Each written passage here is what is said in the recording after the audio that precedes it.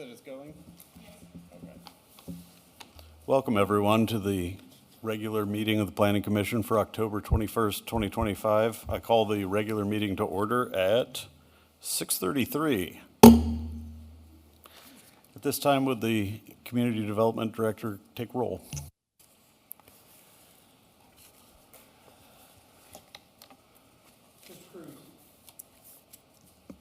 Here. Mr. Mesmer. Here. Ms. Neff is absent. She reached out to me earlier today. Mr. Clark. Here. Mr. Parika. Here. Mr. Bombardier. Here. Mr. Zeps is absent as well this evening, and Mr. Gebauer. Here. Okay, thank you. The first item on the agenda is the approval of the minutes of the previous meeting, the, August 19th meeting? Yes. If you, this time, call for a motion to approve the minutes. I move we approve as written. Is there a second? Second. All in favor? Oh, I do have one addition to that, or one correction, I'm sorry, that I did Nope. notice. The case number, BSZO0125, should actually be BSCP. It was a comprehensive plan change, not a zoning ordinance. So that number should be changed to BSCP. so do we need to just vote no on this and then a second Yeah, motion? we can do that All real right. quick, yeah. So all in favor? Or you can rescind them. And then, or we'll just rescind it? We can do that. Okay. Well, Rescind the second, rescind the motion. Yeah. Sure. all right. So then need to call for a new. You need another motion to accept the correction. I move that we accept the correction and pass the minutes as written and corrected. I'll second. All right, in this case, all in favor? Aye. All opposed? Hearing none, motion passes. On to unfinished business, agenda item number 3, none at this time. New business. Item number 4 is the final plat for 3800 Loring. Do you want to do the report first? Or? I sure can, yep. The subject property is currently zoned LA, which is the Loring Agricultural. The proposed plat will create a parcel that complies with all the applicable requirements of the zoning district, including the minimum lot size of 20 acres, the required road frontage, and other development standards. Utility easements have been provided around the perimeter of the property, and no additional dedication of public right-of-way is being requested. Access to the parcel will be provided via Loring Lane. We have been dealing with this parcel actually for a few years now. So over the past several years, 5 parcels have been subdivided from this original 140 acres through the combination of lot splits, and most recently the Archer Meadows plat, which was approved here just a month or two ago. The current proposal will further subdivide the remaining 70-acre portion of the parent tract, resulting in a new parcel of 20 acres and leaving approximately 50 acres as still undeveloped. Plat has been reviewed by city staff, city engineer, and the relative departments within the unified government, and the proposed plat will not alter any existing lots outside of the boundaries of the proposed subdivision. It is down off of Loring Road, just south of Archer is where we're talking. This is the remaining 70 acres. We're splitting 50 off of that. There is a few staff stipulations that go along with that. The plat, it may be a little large to see. Let me narrow it down. The plat will take that 70 acres, which is all of this, cut out the 20 and leave 50 more. We had some review comments come back. They needed to adjust the dimensions of the lot. They had not left enough road frontage for the parent parcel. They changed the dimensions of it, and we were also missing this easement across for the high voltage lines. But those have all been addressed. The final plat should be ready for approval.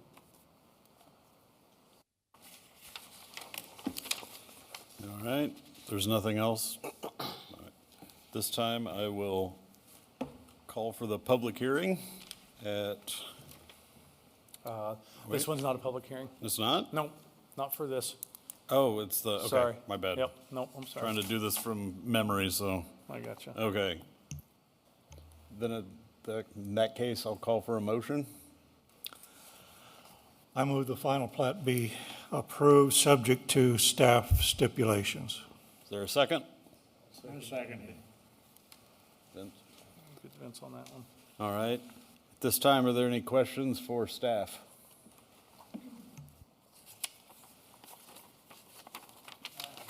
Yes, sir? Comment. One thing I think we need to remember is there's 50 plus or minus acres left in that piece that we're splitting tonight. We have to be careful about re-subdividing that so it doesn't leave a unaccessible piece of property in the middle. I ran into the same question at Oak Grove, Missouri, through a friend of mine last week. And so we need to be aware that there's a big plot of ground that doesn't have road access. Yes, I don't have a problem with what is presented to us tonight. So if I can, through the zoning district that it's in, they have to maintain at least 660 feet of road frontage. So that is what they are down to in this last stretch. So without platting or providing for some road right-of-way through here and a public street, they've pretty much split this all they can without a rezoning. So there is some of that taken into account, Mr. Mesmer, you're right. Are there any other questions for staff at this time? What's that? Call for a vote. All right. At this time, I will ask for a roll call vote, please. Sure. Mr. Bombardier? Yes. Mr. Parika? Yes. Mr. Clark? Yes. Mr. Mesmer? Yes, And Mr. Cruz? Yes. And then Mr. Gebauer? Yes. Thank you all. Motion passes. So Does it need to proceed to the city council or not? it will go to the governing body for final approval. There is some easements and dedications on there, so it will go to the council the first meeting of next month for approval. Okay. All right. Now, we're at the special use permit for Whippoorwill. Yes, sir. All right. Agenda item number 5 is the hearing for the electrical station special use permit, SUP 0225. So this subject property is located in the Compass 70 Logistics Center with a current address of 120 South 110th Street. Property in question is proposed to be further subdivided into 2 separate parcels and is currently zoned as LI Light Industrial. The requested special use would be located on the north side of Speaker Road and in the southern portion of the proposed new lot. The area in question was rezoned to light industrial in 2018 and has gone through several planning processes, including final platting. It has since begun to develop with 2 buildings under construction or in the finishing stages. The use of the utility distribution is allowed via special use permit in all zoning districts per the adopted Unified Development Ordinance. Utility distribution is defined as a facility or network used to distribute, transmit, transform, or reduce the pressure of gas, water, or electric current, including but not limited to electrical transmission lines, gas transmission lines, and metering stations. They must also comply with conditional development standards that are listed in the Unified Development Ordinance. Those, at least the 2 conditional and additional standards are the public view, utility distribution areas shall be screened from the public view using a vantage point of 6 feet in height from grade. The public view shall be considered the visibility of ground equipment areas from a public right-of-way or other public space, including but not limited to a dedicated or reserved park, plaza, mutual access easement, or other area intended for public gathering or use. That's a lot. And screening mechanisms shall meet the general requirements of this section of the Unified Development Ordinance. The Development Ordinance further goes on to say that special use permits, the purpose of this section 2.03.b is provide for access for reviewing or approving special use permits when required by the table of uses. Uses requiring a special use permit are dissimilar to other uses permitted within a given zoning district, or are uses in which the product, process, mode of operation, or nature of the use may prove detrimental to the health, safety, or welfare of the surrounding built and natural environment. Special use permits can and do allow from deviations from the approved Unified Development Ordinance by placing more stringent requirements upon them and upon recommendation of the Planning Commission and approval by the governing body. That is a lot.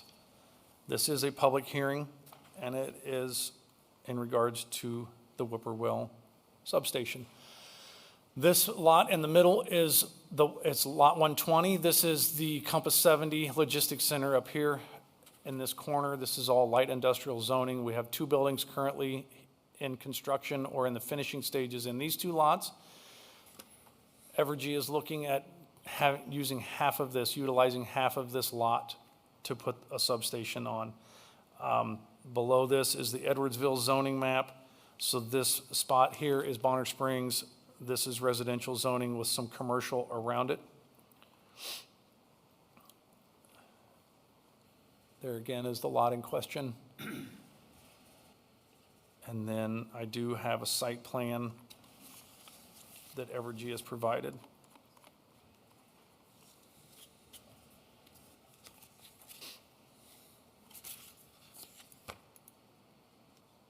Access will be taken, and ingress and egress will be provided through the existing subdivision. Nothing will be off of Speaker Road. There's an internal road that they will use to access it. This is their general layout. It's obviously it just shows the ground, but that's the proposed site.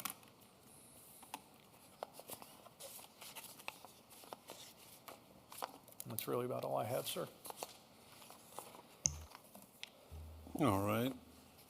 This time I will open the public hearing for SUP 0225 at 6:45 PM.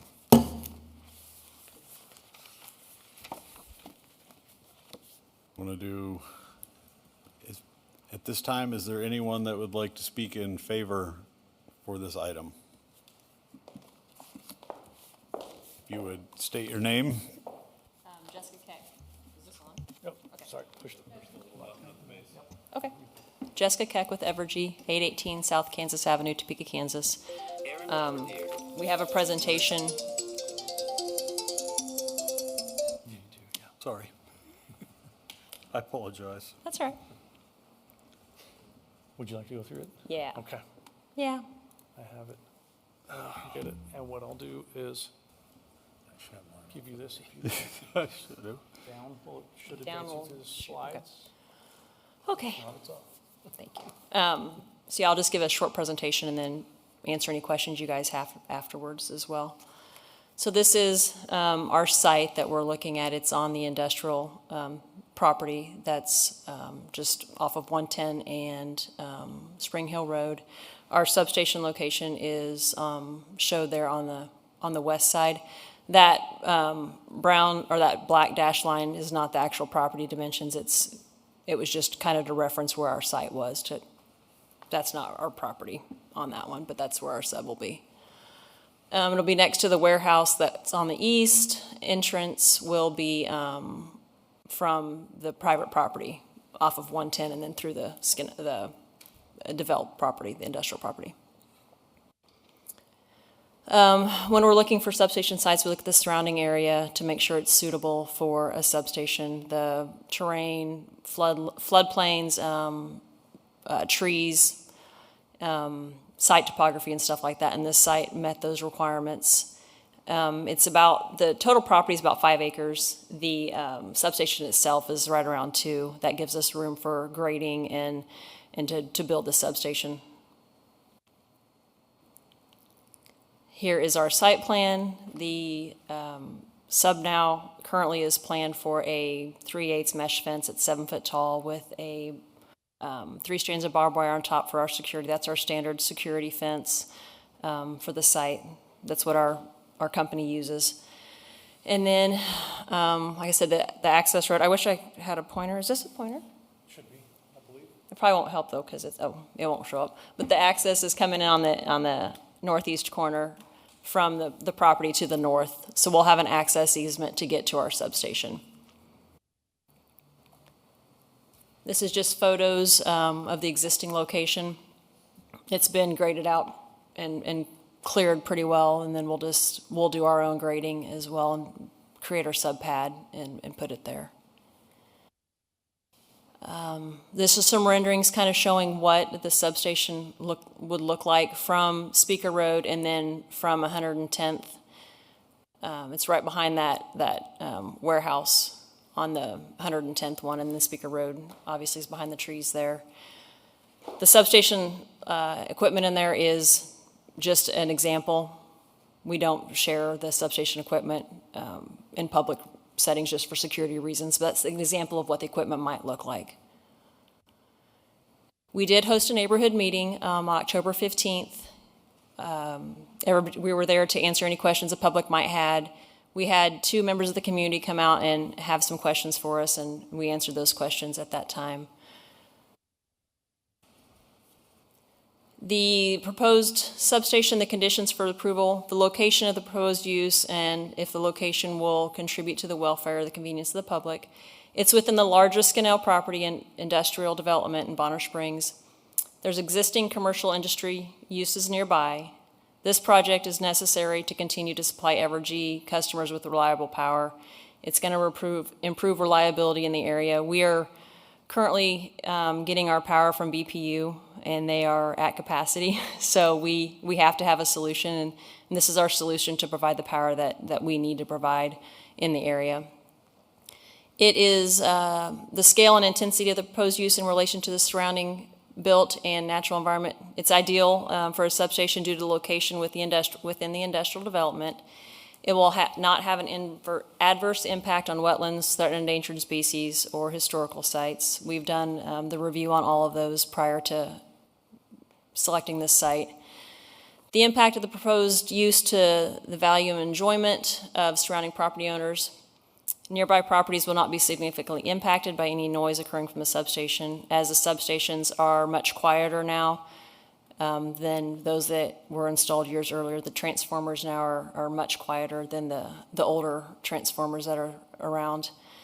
Traffic on the local roads will increase slightly during construction, but they will come from 110th and they will come down through the Skinnell properties onto the substation property for construction. After construction, whenever the substation is complete, it's not manned, so it'll be about once a month for maintenance requirements. Construction will happen during daylight hours.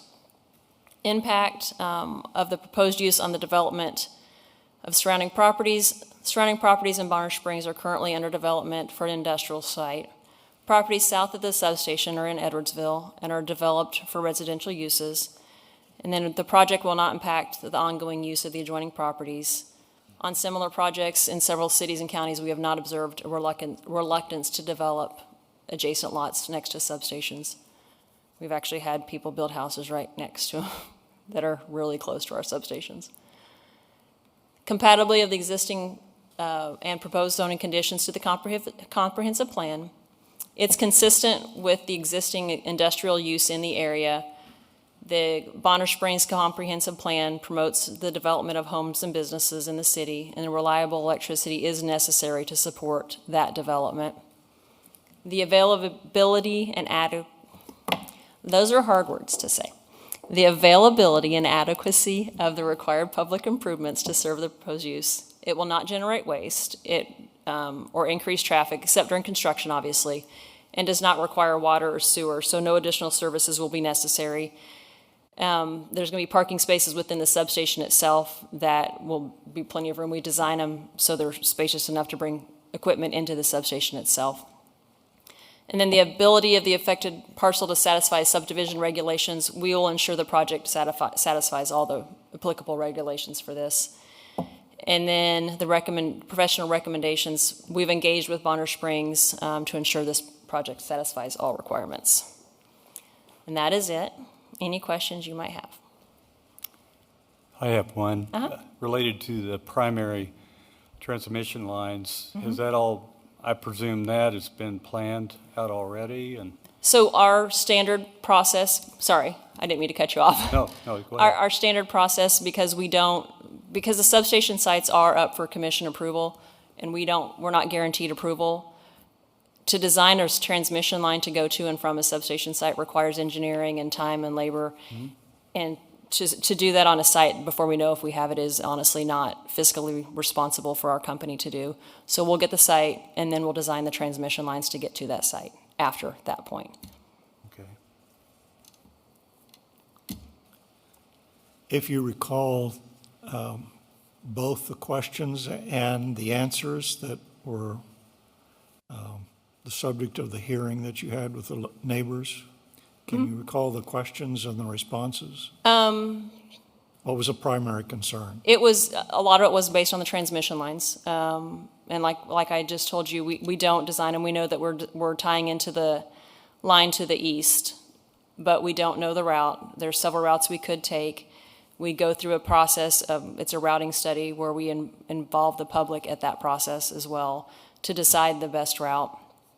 And we work with the landowners during the process to acquire the easements. So we work with the landowners to get the easements to get to our substation. So it's a process that comes after, and it's a routing study that we've developed so we can engage with landowners and get feedback and develop the routes based on that. Okay, thank you.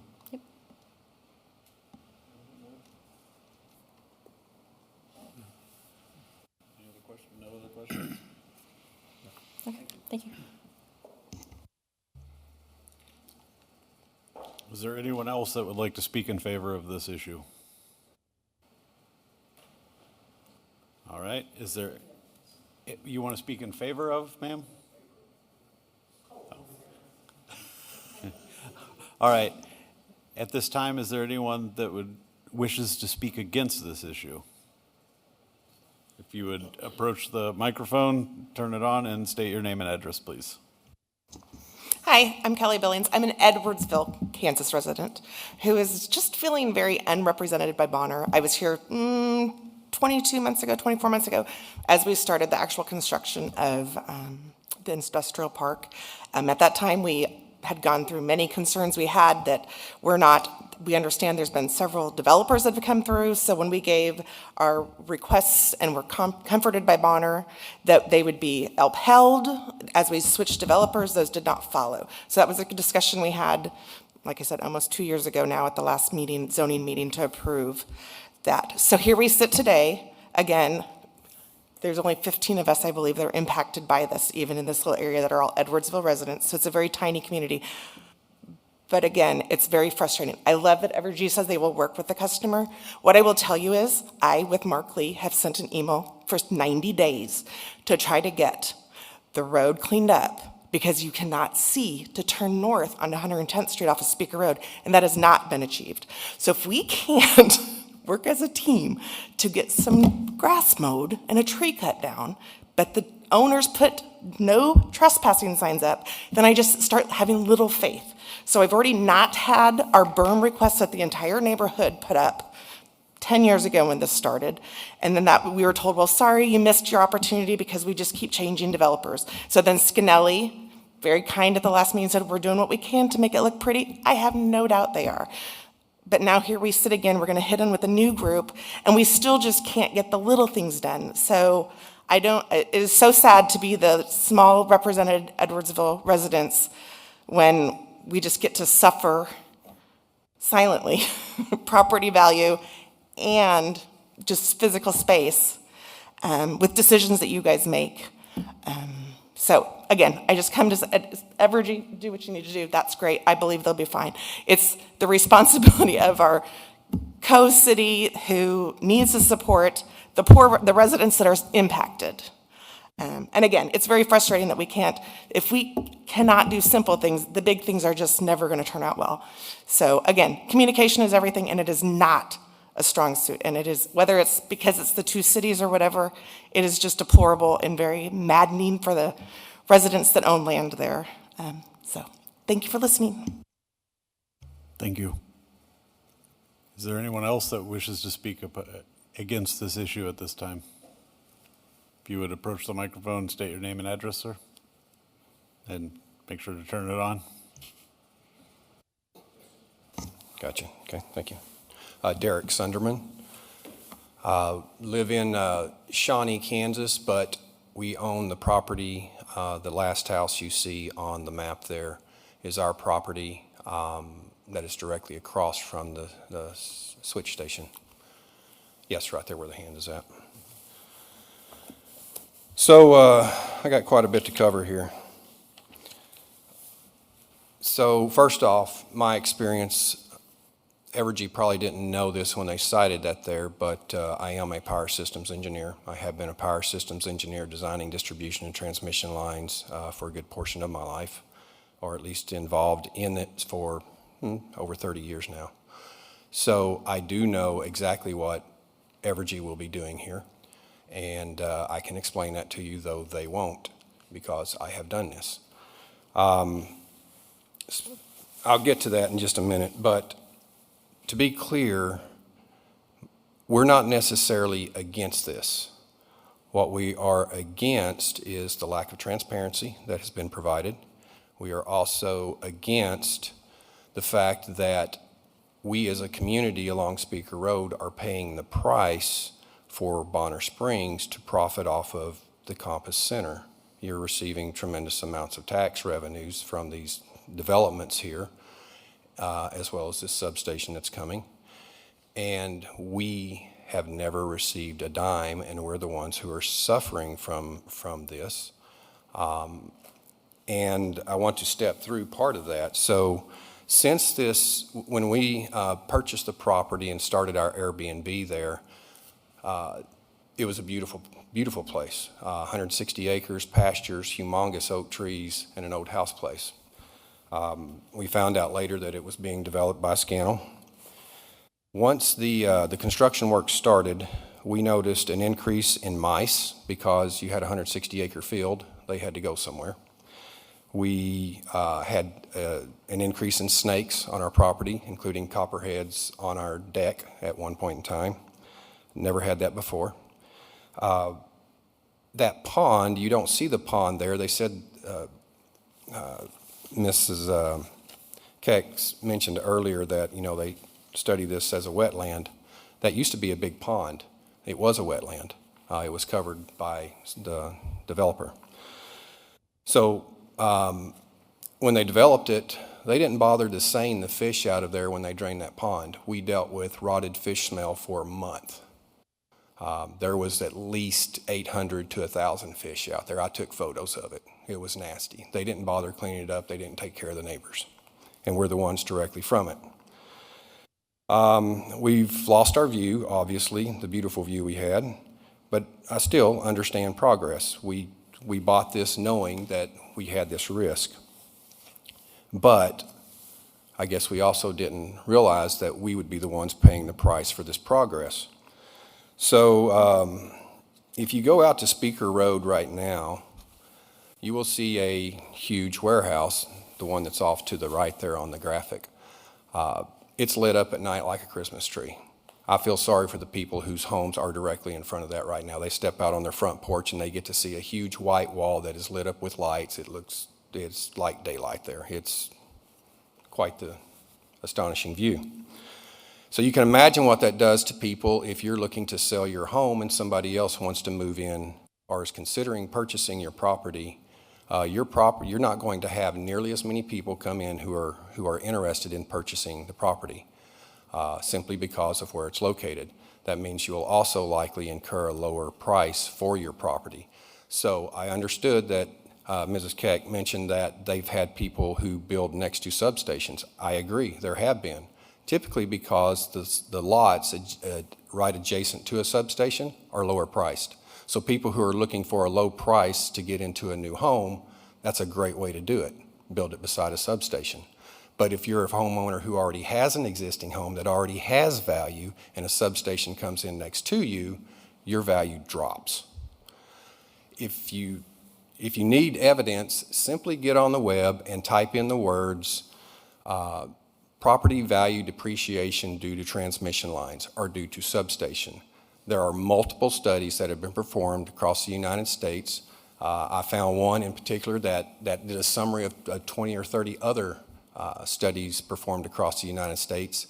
And what they found over time is that the loss in property value, depending upon whether or not it's an empty lot or an existing home, empty lots actually suffer a greater depreciation, typically between 10 to 40%.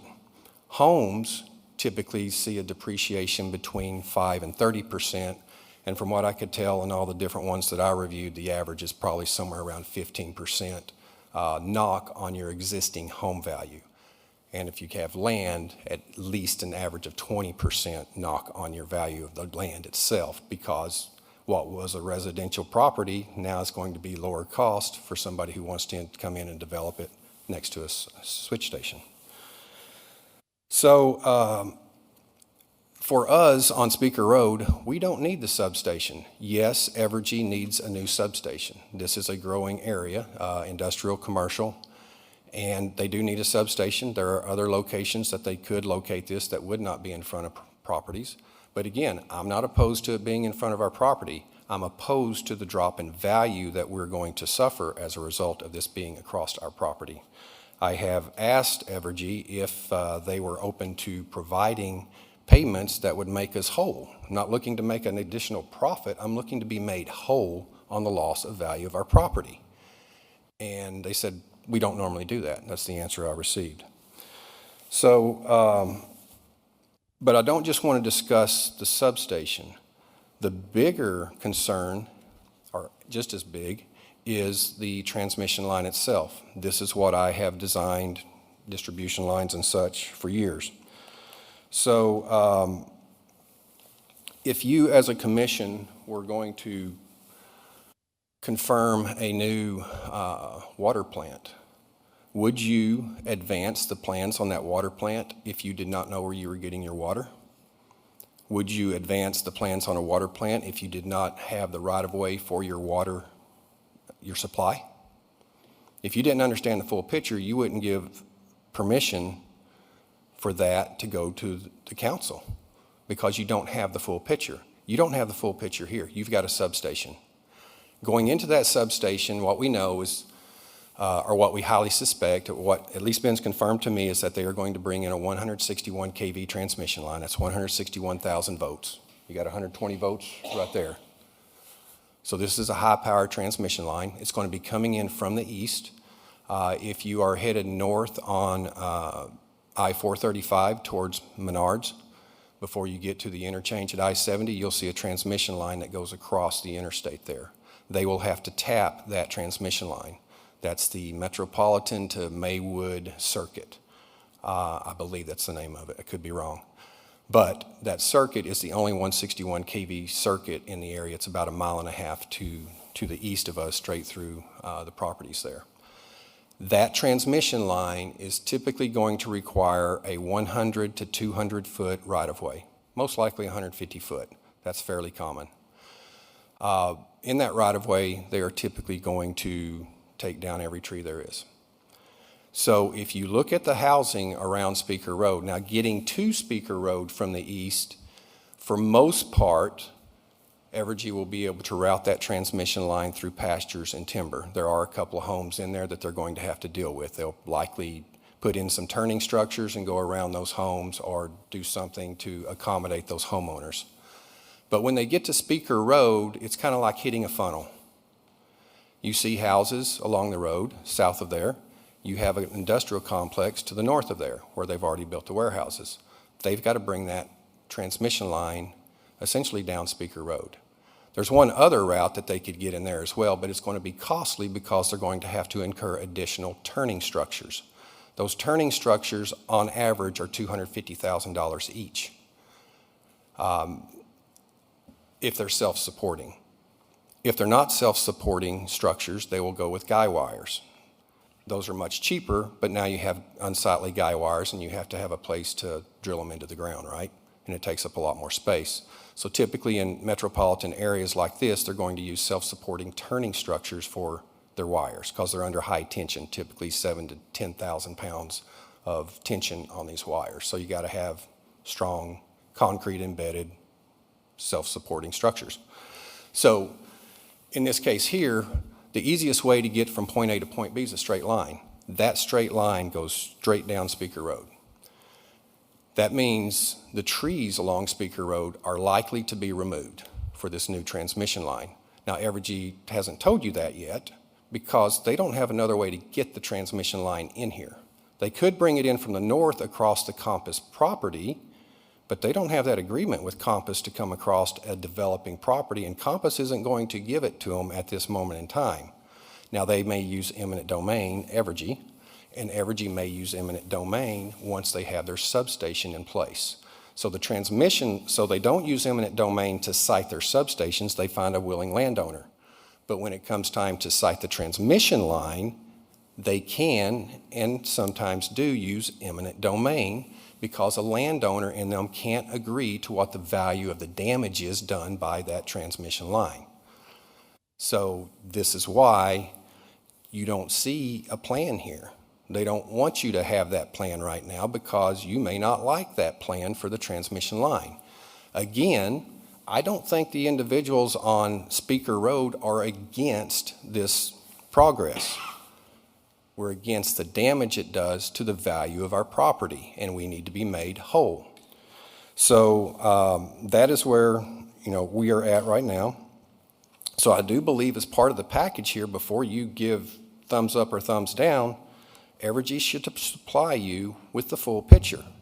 Where's the transmission line going? Keep in mind this is a substation. They're going to step that voltage down to 12,500 volts. They've confirmed with me that they're putting in two 25 MVA transformers. That's fine. Most likely based upon the plat that they showed earlier. Prior to today, I had only seen this. It appears that they actually have a chunk of property that goes a little bit further north there. As this area develops, what's planned right now to be a straight bus design could become a ring bus or a breaker and a half substation. That's a much bigger substation that's got redundancy built into it so that if one circuit goes out, the other circuits stay live. Right now, it's just going to be a lateral feed from the east. So if it goes out, it kind of kills itself, right? If that line drops down, everybody who's connected to that, there's only one way in, one way out. So if you lose the line, you lose everything connected to the end of it. Evergy doesn't typically operate that way. They typically want to have a loop, right? So that if one end goes down, you can still maintain the other. In this case, I question where the second line is going to be coming into this. They may not have anything planned for that second line, but they absolutely have something planned for the first line. That's every engineer who ever does this work knows this. They may not have it written in paper. They may not have a 90% design. They've probably got a 30% design sitting somewhere. And if they don't, they should. All right. To continue on from that, there's also distribution lines. So you got the one transmission line coming in, but now you've got to figure out how you're going to route your distribution lines out. Most likely there's going to be, because they're bringing in a 161,000 kV unit, right now it's only 50 MVA, they're going to be running a couple of thousand amps out of here, which means they got to size their conductors appropriately. Most likely they're going to have at least 3 to 5 distribution circuits here. Are those all going to be on the same extremely tall structure to get that power out? Because you got to distribute it. Once it comes in, that's just one picture bringing in the T-line. Now you got to get your distribution lines out. Are they going to go underground across Scannell's property? We need to know these answers because what could appear to be one line could easily become 5 or 6 lines. So most likely, if you go down 47th Street over here in Shawnee, you'll see a transmission line as you go past the school down there into the dip towards the dump ground. There's a transmission line. It's got transmission at the top. It's got multiple distribution lines underneath it. That's likely what you're going to see here. They're going to come in with a monopole structure, a tall 60, 70-foot pole, distribution or transmission lines at the top, and they'll have 2 or 3 circuits underneath it. But that doesn't cover all the capability that's going to be coming out of this substation. They've got the ability to bring out much, as far as power is concerned, they're going to have the power to be able to bring out more distribution circuits. So where are they going to go? They should at least have an idea of where those first couple of circuits are going to go because they they're talking about that they feed right now through Kansas City Board of Public Utilities. Some way, somehow, they have an agreement arranged where they're being fed through KCBPU wires. Well, they should have an idea of what they're going to do with their distribution and how they're going to route those circuits. They haven't provided you with what that looks like. They should at least have a rough estimate of what that looks like. All right, so for those of us individuals who do live on Speaker Road, I've pretty much highlighted the things that we've experienced. It has not been a pleasant experience. We were hoping it would be a pleasant experience, but between the snakes, the rats, mice, the dust, the rotting smell, fish smell, the constant backing up of equipment, over and over and over, continuing to today, it gets old. And then you walk out at night and you got a big wall, white, shiny wall, lit up, you know, like a Christmas tree. You no longer have the serenity you had before. Anyway, so I encourage you to do that website about the loss of values that can occur to properties. I realize we are not in Bonner Springs where this property is at. My wife and I do own multiple properties in Bonner Springs, so we are paying taxes into this district. So I do think we have a voice here through that, if nothing else.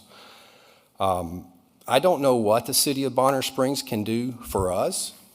I know that if this was constituents in your own district, you would probably find a way to do something for those individuals who are impacted by this. I don't know if you can take from the taxes you're incurring and make the property people who own the property whole on the damage that they're going to incur. But I do know that Evergy can at least come up and make us whole. We do that. I actually work for a development company now. I actually worked for Evergy companies for 9 years. So I now work for a development company, and we do make people whole quite often. When we go in and do transmission lines, we make good neighbor payments for those around our projects, and we also make payments to those who have to incur the damage associated with our transmission lines to make them whole. That's just common sense, but that's not what's going on here. All right. Last thing I want to note is that even without all the things I just now told you, because I want you to sit and think about that for a while, I think you should have at least another 30 days to do so, because according to the planning and development process of Bonner Springs, when zoning hearings are being made, all property owners within a 200-foot radius around the subject property shall be notified in writing at least 20 days prior to the public hearing.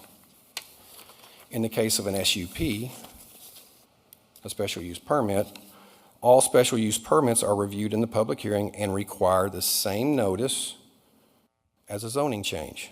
They require that 20-day notice. This is the package we received from Evergy. It was mailed on October 3rd. Today is October 20th. That's 17 days. Evergy has not met the minimum requirements for a vote to take here today.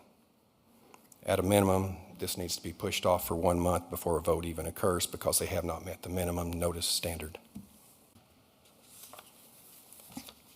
Evergy shouldn't be the one notifying, right? It should be Correct. Bonner Springs. Correct, and I have a couple that bounce back. One of them was from Medline and one of them was from Scannell, but the postmark, or the post date on there is the 1st of October, which is 20 days out. Mine says October 3rd, and we're the property across. Here you go, if you can confirm. No, I mail these. That's from Evergy. I mail a letter that looks like this, that you were on my list. And I actually put an image of their site plan and stuff in it. But those were mailed out on October 1st. We did not receive it, I can tell you that. What we received was Evergy's notice, apparently.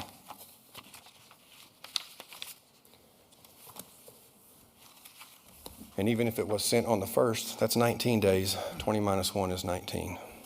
It should have been sent on the 30th of last month. It's the day Actually, 21st? Yeah, it's 20 days out from the hearing is when the notices are sent. I have my notification list here. It's not when the notice is it's not when the notice is sent, it's when the notice is received. According to the language, we receive 20 days' notice. It's not when City of Bonner sends it out. It doesn't state that. It says that I received 20 days' notice. We did not receive that. And you should have our mailing address. It's, yeah. Well, you're actually listed as an Edwardsville residence at 11130 Speaker Road is all I could find on county records. Yep. So anyway, you've heard my spiel. I appreciate you listening to us. Thank you. Thank you. At this time, is there anyone else that wishes to speak opposed to this issue? You would state your name and address, please? Marcy Sunderman, Shawnee, Kansas. I just want to kind of go back on what Derek had said. The value of the land, did some research, contacted the realtor, he did, and they said that the value of the land goes down. So my concern is we already stopped our Airbnb. It was just too much. We could never get anyone to fix the road. It was just constant. And any work that we did, we always did on ourselves on the road. And then finally, we got someone to repair the road. People coming in and out, building that whole section there, they cut down the trees to go in and out. I mean, the traffic was bad at some point. But most of the time, they enter the different direction. But my main concern is you have a loan on a house. The land depreciates. Everything goes down. I think we should be compensated. I think people who are living on that road, the value of the land goes down. I mean, if you would have a property and someone came in and your choice, I mean, we understand if they have to do this. You know, we understand if it's going to make the whole area better in a long run. But it also, I think we need to be compensated, the people who live on that road. That is our living. That is, we have to make our loan payments. And that is, you know, is it really fair to us that our land, you know, goes down in price when we want to sell it? The realtor did mention stating that you're going to have less of a pool who would want to buy. We don't want to be looking out at a substation if we decide to sell or whatever we decide to do. I'm not sure what anyone decides to do. We may keep the land, we may not, I don't know, but I'm just saying I feel in good heart that we should be compensated if this goes through. That's all I have to say. Thank you. This time, is there anyone else that wishes to speak opposed? All right. Seeing none, go ahead and close the public hearing at this time. Oh, wait, you have another? Well, it wasn't opposed, so I didn't know if I could rebut or Or- answer any more questions. Okay, yes. Jessica Keck again with Evergy. So there were a lot of assumptions made on how Evergy does business, and I'd like to clear some information up just for your benefit. Some of the work that was done, like the wetlands, the pond and stuff, that wasn't us. This property was already, the pond was filled in and all of that prior to. Regarding the transmission lines, we are very transparent. We have not done any of the routing for it. We have not done any of the real estate easement purchases for it.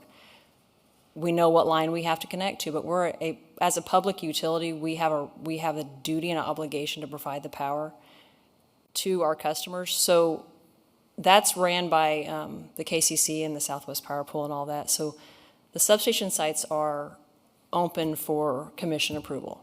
The transmission lines are, because it's a large system, it's KCC approval, and we go through rate cases and we go through all of this information. So how we do our business and how we route our transmission lines is part of a KCC process. And it's part of how we provide reliable power that's also affordable. So I'm not explaining it well, but we don't go through the transmission siting part of it prior to our substation because that's, like I said earlier, it's not fiscally responsible for our company to do that in case we don't get a substation site. And we've gotten denied for substation sites prior to. So that work that goes into it would have to go back to the people that pay the utilities, and it's not fair to them for us to spend that money up front on a site that we might not get. So we know generally that we need to connect to a line. How we get there will happen after we get the substation site, because quite frankly, there's several ways to get there. And we will work with the landowners to the greatest extent possible. We live in these communities as well. I mean, all of our people that work here are local, so we don't want to be a bad company. We're going to work with the people that, as best as we can to provide that power that we need to provide.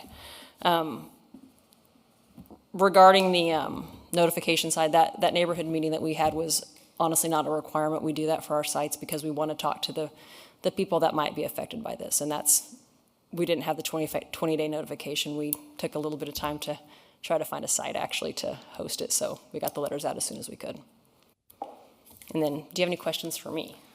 Are you aware of the studies the gentleman mentioned about the decrease in value due to being next door to a substation? So we've done you can find studies that say anything, honestly. You can find studies that say it's going to depreciate your value. You can find studies that say it's not going to cause a decrease in the value of your property. Evergy's standpoint is people are very rarely reluctant to buy a property next to a substation. This site's already been developed. There's several large warehouses. Our substation site is 2 acres. It's not going to be lit up during the day or during the night. It's going to have basically motion detected lights or lights that are switch operated for when there's an emergency or something along those lines, or when they need to do maintenance on it at night for some reason. So it's not going to be lit up. It's 2 acres. There's going to be no noise from it, or very little noise from the transformers that you won't hear across the street. So I can't say yes or no that it's going to decrease the property value, but it's compared to everything else that is around it at this location, I just can't see it. I mean, I don't know. Thank you. Are there any other questions at this time? Floyd? Thank you. All right. This time I will close the public hearing at 7:25.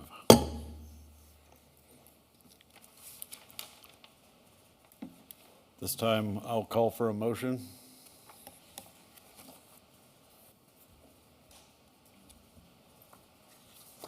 Well, I understand what the gentleman said about 20 days.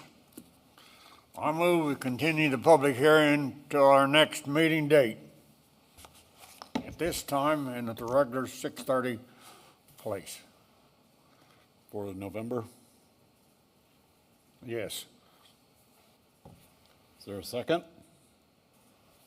I'll second that. Okay. This time, is there any discussion amongst the commission?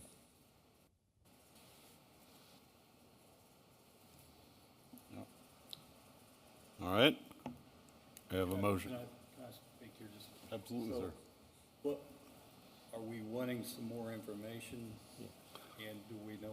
A vote yes would be we continue to next month. A vote no would be we take care of it some other way. So the current motion is to push the vote to the next meeting. That's right. That's my motion. Yep. Is there any other discussion at this time amongst the commission? All right. Mark, we do a roll call vote, please? Mr. Mesmer? Yes. Mr. Cruz? Yes. Mr. Clark? Yes. Mr. Parika? Yes. Mr. Bombardier? Yes. Mr. Gebauer? Yes. Okay. Motion passes. This issue will be added under, will be under unfinished business? Yep, unfinished business. At the next meeting, which is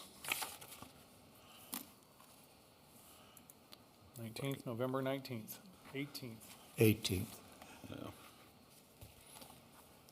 11/18/2025, 6:30 PM, right here.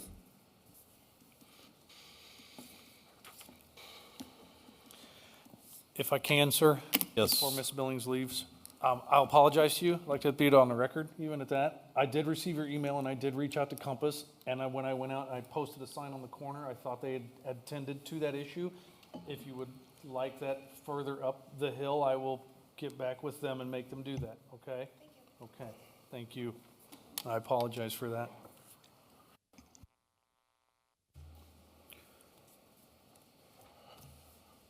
All right. Item number 6 is the public hearing for the Unified Development Ordinance Amendments, BSZ 00125. To consider the revisions to the Unified Development Ordinance. At this time, could we have the staff report, please?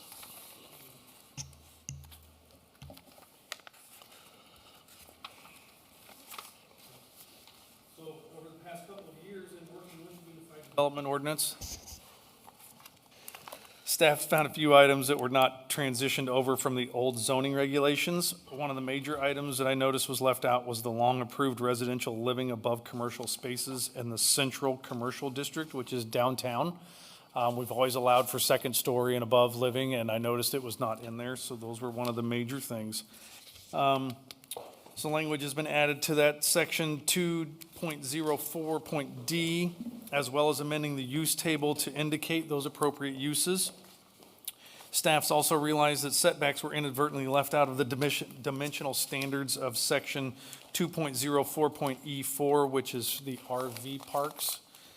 And then over the past couple of years, we have issued camping permits to Country Stampede for their weekend-long concert. The use of camping has now been placed in the use table. It was not there before. You could obtain a camping permit through our municipal code, but there was nothing actually in the zoning regulations that would allow it. So we have allowed for camping within the table of uses in 4 different zoning districts. Most of those are the large lot ones. They're the 2 in Loring, and 2, there's the estate residential and rural residential within the city.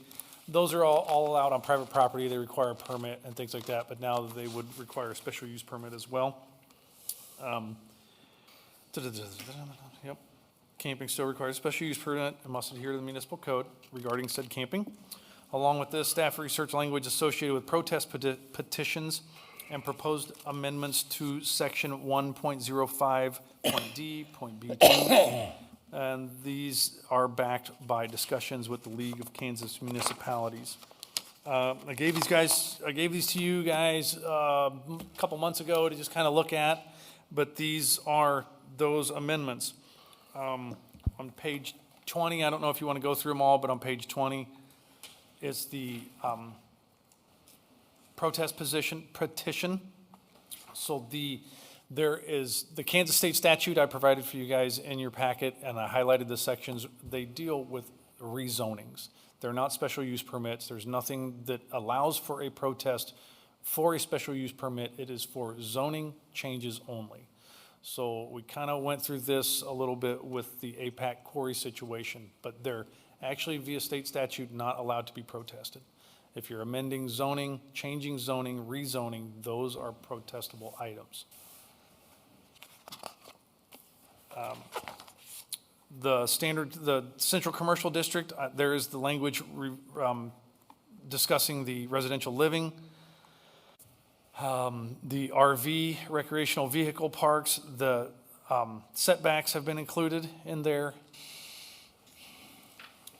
The table of uses for your camping, there's the Loring agricultural, the Loring residential, rural residential, and estate residential. They're allowed via special use permit. The living above in the central commercial district would allow for essentially multifamily because most of our apartments are above there. So you have a multi-family living scenario anyways up there. Some of them have 2 and 3 apartments. Single family detached, which living, and single family duplex. So those all kind of encompass, they could be 1 large apartment, they could be 2 apartments, they could be 3 apartments. Those all fall under the living allowed on the 2nd story and above. And then there is the state statute with the highlighted section that talks about zoning amendments, and the zoning amendment is for proposed rezonings or zonings of property.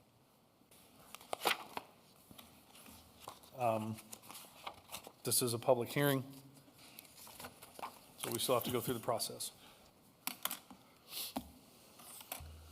All right, at this time, I will open the public hearing for BS ZO 0125 at 7:33. This time, would any member of the public wish to speak in favor of this item? This time, would any member of the public wish to speak opposed to this item?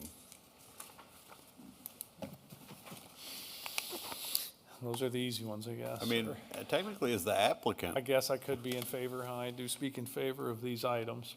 all right. This time, I will close the public hearing at 7:34. I will call for a motion at this time. I move the changes be approved as presented. Is there a second? I second. All right, we'll go with Jason. Mix it up. At this time, are there any questions, comments, or discussion?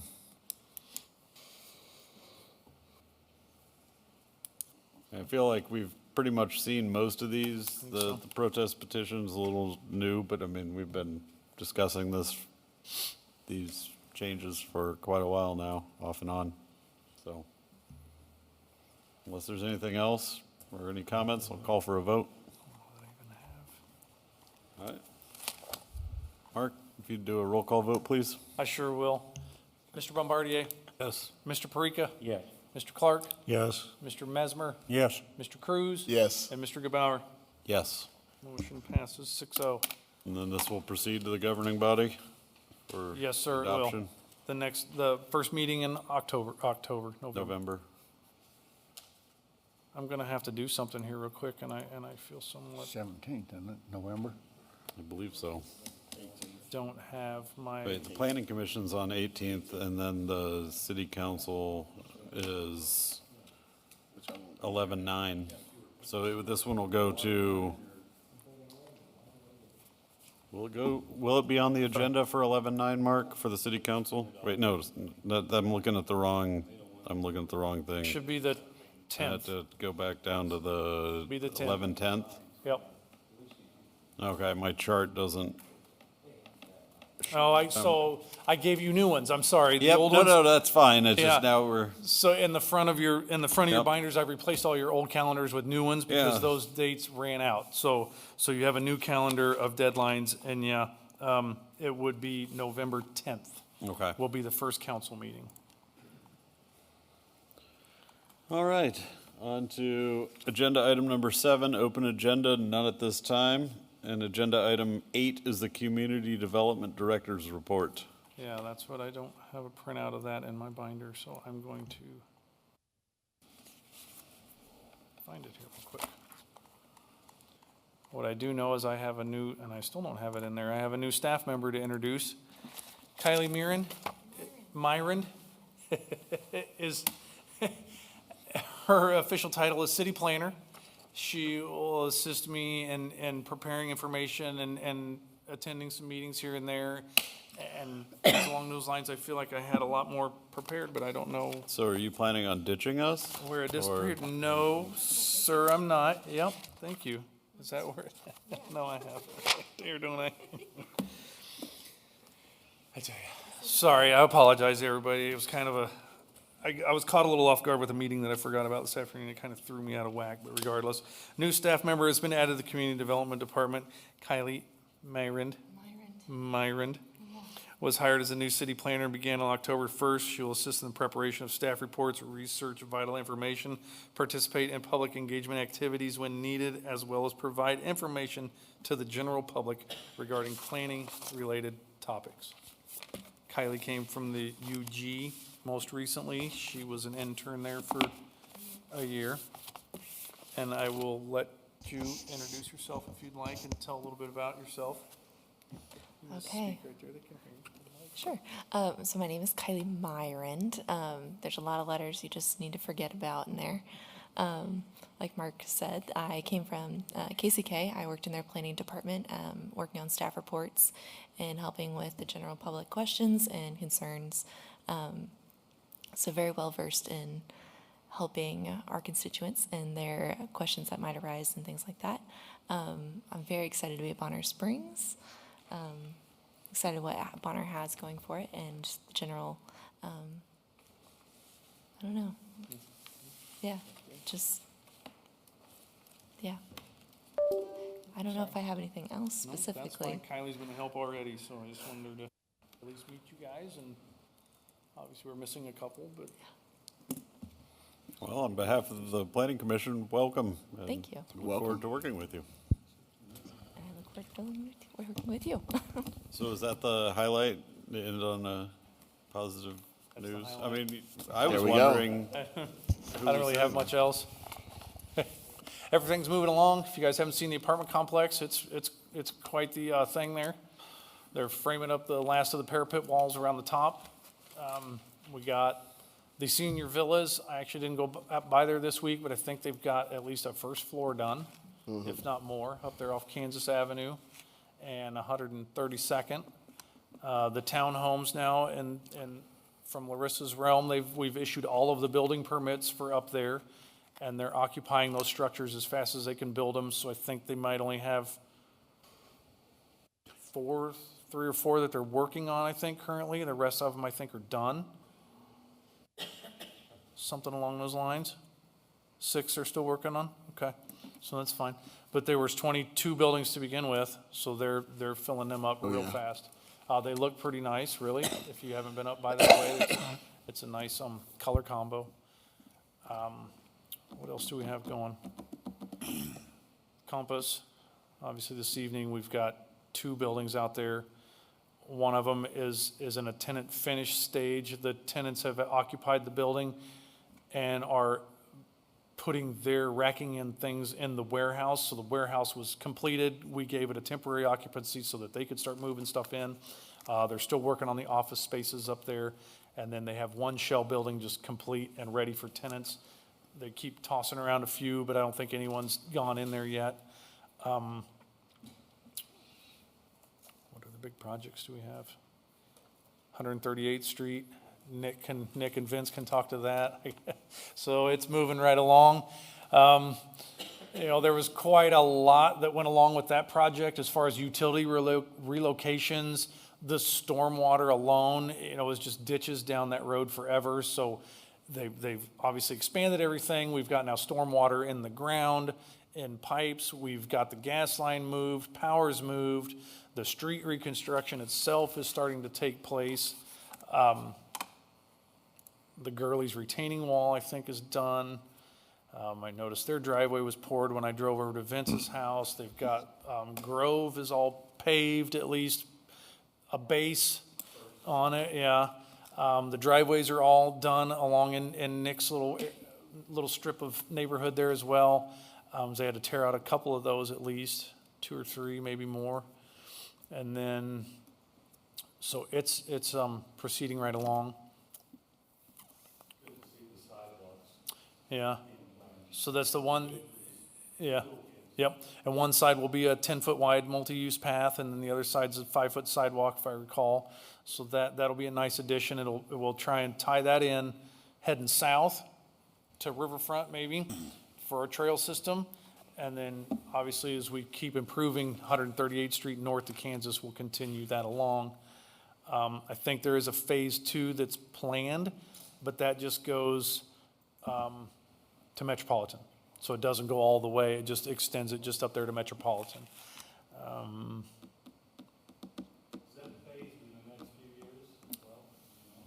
I believe as long as we can get funding. I think the plans and stuff are drawn, but I don't know that we've presented them to Mark yet to see if we can get some funding again like we did. I haven't actually heard much about it. It was mentioned a couple times in some meetings, but I don't know much more than that about that. I think that's pretty much all I can think of. I had a gentleman ask me about Metropolitan. So Metropolitan has its own set of issues. especially the part between 138th and Nettleton, or even 134th really for that matter. The hills, the dips and valleys are so significant that the cuts and fills are going to play a big role in how people's driveways can get into them. So we can't keep it with the same whoop-de-doop roller coaster kind of that it's got going on. So that whole street, I actually applied for funding through Mark a couple years ago, and we were not, I don't want to say denied, but we weren't granted funding, we'll put it that way. But in talking with the city engineer, it's like that's quite the undertaking. We do know it's a heavily traveled road. There's a subdivision just in Leavenworth County that I know those individuals use Metropolitan to get to K7, as well as other individuals that are coming from southern Leavenworth County potentially, but I'm sure those subdivisions do. It's their most direct connection to K7. But yeah, that's gonna take quite a bit. To be honest, it'd be easier to approve it from 138th going to Leavenworth County than it would be going the other way. But yeah, it has been talked about, Nick, but it's a big undertaking. Yeah. This is an off question, but the apartment complex downtown, which is 4-story, I didn't ever see an elevator shaft. Is there no elevator? Good question. I'd have to look into the plans. That's a good question. Yeah, I don't think that there was, because if I recall, they did all ADA units on the ground floor. But Usually you don't see it. I was surprised They- as well, because you don't usually see them more than 3 stories. Above 3 stories without elevator. Just curious. you're okay. Just a personal curiosity. You would have seen that shaft in all the And yeah, I've kind of thought about that a couple times too, but then I just was like, maybe I'm missing it. Maybe they It's fine. I don't want to take up people's time. I noticed that and I just was surprised. Usually I'll see a block, a CMU block, Right. elevator shaft, and I never noticed that, and it was surprising to me. That'd be a long haul of furniture. Yeah, with your couch. And I have one quick question, Mark. Are Yes, you sir. done, Vince? Okay, so my question is, we've had multiple times where people have come back later after we have approved something to move forward, and they've had complaints with whatever the developers agreed to. What is the remedy for that? I mean, because sometimes when there's stipulations or agreements made, I mean, I know our portion is not dealing with that, but we're the ones listening to the people. right. I mean, So do you all have the same recollection? We've had different groups come back and say they promised that they would be doing this thing, and that isn't happening. So what is I feel part of it- foolish saying, well, Well- you know what I mean? Yeah. we only have so much as the planning commission and from a planning perspective that we can do. We put our stipulations in place. Now, if they violate the stipulations as approved, then that's a problem. If they've made comments or talked to other individuals about other things, So I guess we can't- my thing is, I mean, obviously, if two people make a deal outside of the confines of this meeting, but during the course of the hearing, the person says, I don't like this, and the person gets up and says, we'll take care of that, and it's part of the meeting, right? And that's part of what we're basing our decision on, is based off of the statements. I mean, it's like, oh, it sounds like they're working together and moving forward, and then we vote based off of what's taking place in front of us and in the documents that have been provided.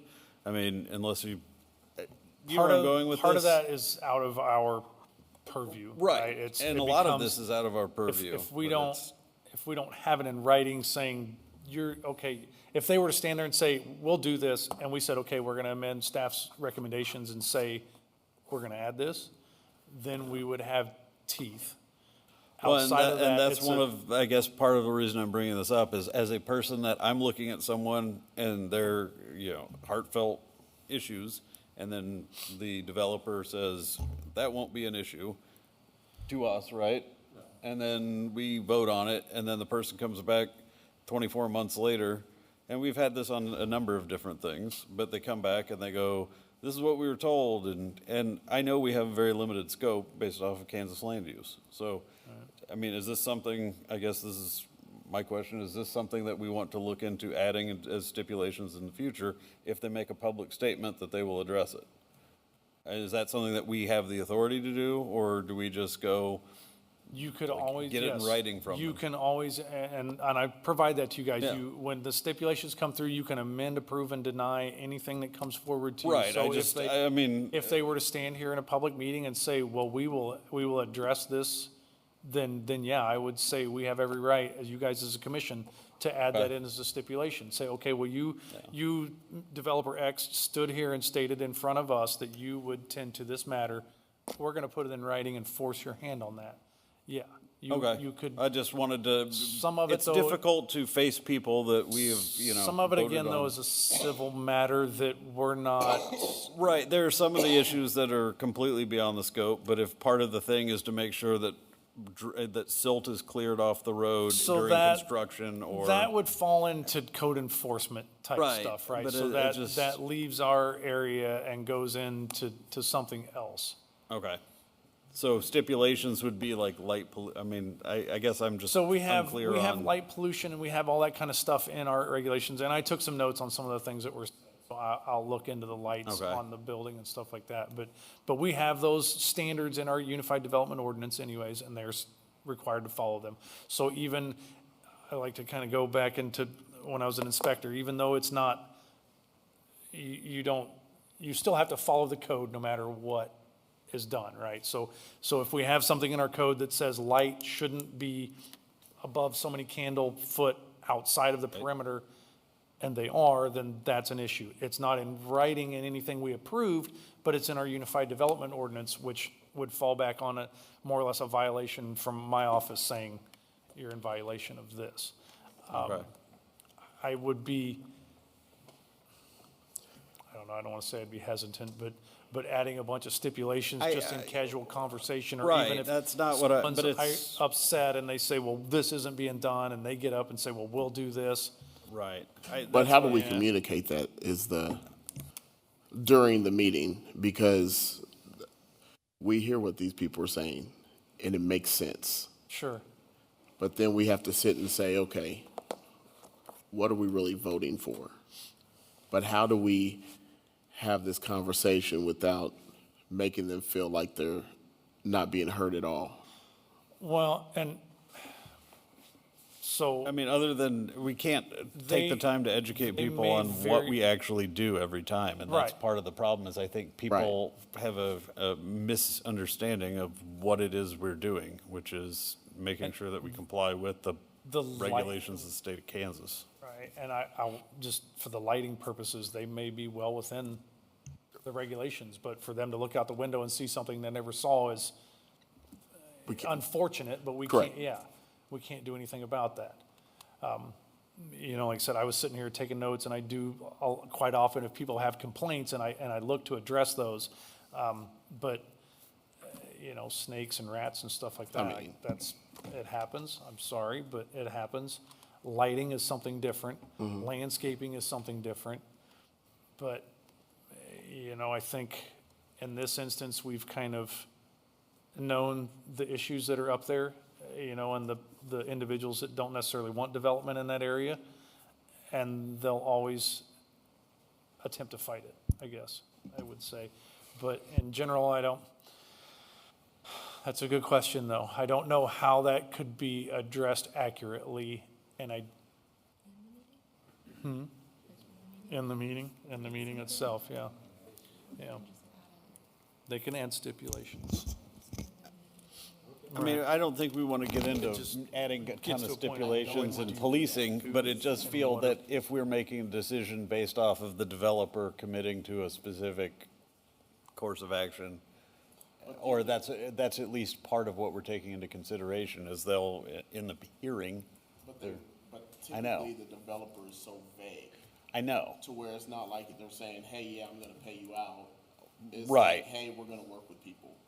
I know. Usually it's, And we have to still say that we're talking about the It's a zoning. difficult situation that we're sitting in, you know.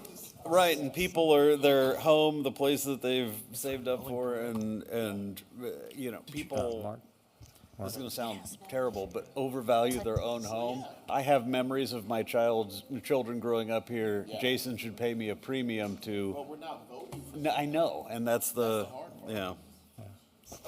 So really, that was my only question, is it's difficult because we'll deal with this. I'm gonna ask it this, but are we treating the electric company different than we do other people that have projects they present by saying, we don't know what our plan is and we're gonna go ahead and let you do it, but when we ask other people, what's your plan? We want detailed, exactly what you're doing. Well, how, These people are saying, hey, trust me, you know, wait a minute, no. It's, I don't know what's customary on that because this is the first utility one we've had come up, isn't it? well, my question It's is, in why, my time here. We had the tower. The cell monopole, tower yeah, for the that power was, company up there. That was their radio transmission, radio right? tower, yeah. But it didn't have any infrastructure really running, you know, in terms of like pipeline or we require more detail. Are you guys, do we want to close the meeting? Well, we have Nick has a question. Well, are we treating the utility company differently than we do other people when they present plans? We seem to want detailed plans from other people, but these people are saying, hey, trust me, and we'll develop the plan. No, But it's like, what I would say in that response is I don't have any control over their transmission lines. We have control over where they place their utility station. That's pretty much what we're looking at is a, I didn't know. I was- yeah. I know. That's right. We are looking at their utility distribution, the substation portion of it, and where it sits on the lot and where it goes from there is kind of out of our, So who has authority? They mentioned KCC, Kansas. Kansas Corporation Commission. Okay. So they would determine across the board, like from the connection point all the way to the substation, or how? See, it's Well, unclear. Evergy will design their layout and then present it to the KCC, I believe, Okay, and go from there. I mean, because otherwise they're crossing multiple, so at least Edwardsville and Bonner. I don't. TV's Right, off. it's unclear, but it's just kind of like, well, I didn't know. Is that it right there? Okay. So there is an elevator in the 120. oh, Sorry. there is, okay. I guess it'd kind of actually be in that